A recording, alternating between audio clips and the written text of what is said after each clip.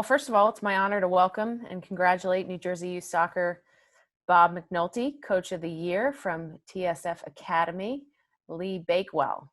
Welcome. Thank you. So just my first question is, what drew you to coach youth soccer?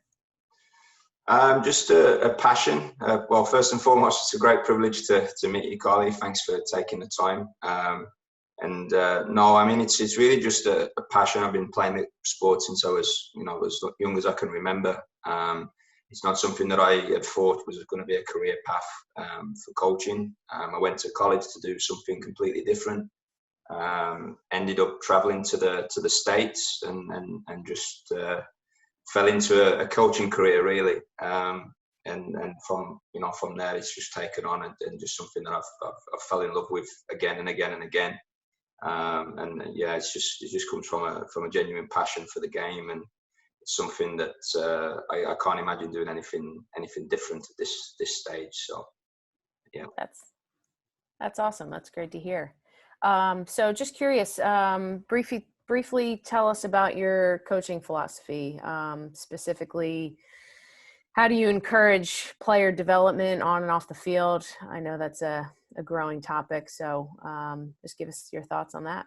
Yeah, it's been something that has evolved since I started coaching and into now. So what I try and do is try and create an environment that the player obviously enjoys to come into training. If they don't enjoy all of the game and don't want to come back, practice after practice, game after game, then I don't think that's going to help in their whole development as a player. So.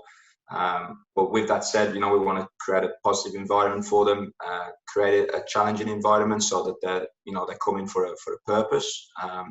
Not just coming to run around, but give them some learning tools, give them some opportunities to develop there. But also place accountability on the players for their own development. As a coach, we can only do so much. So not to rely on their teammates, their coach so much, but to put the work in themselves, and they'll go as far as they want to go if they really have their own development at the center of everything that they do. So that's key for us here. I mean, at the club and the people that I work with, I have a fortune to work with a lot of talented people in the past and now, and the environment is what stands out to us as being key for the development of any player. Agreed. I like it. What words of advice or encouragement do you have to share with some of the young athletes? I would say love the game first and foremost. It's I think we can all get lost in the competitive element of things, especially in New Jersey. It's a hotbed of teams and talent and a lot of different things going on, especially in this region. But I think everything comes down to why we get involved in the sport in the first place, which is because we love the game. That's the biggest thing I would say, and I have to remind myself sometimes why I put myself on the field on the evenings and the weekends and the holidays, and ultimately it all comes down to loving the game, having a passion to see the game evolve and develop. So that would be the first and foremost thing for any young player, to work hard, to be dedicated to improve.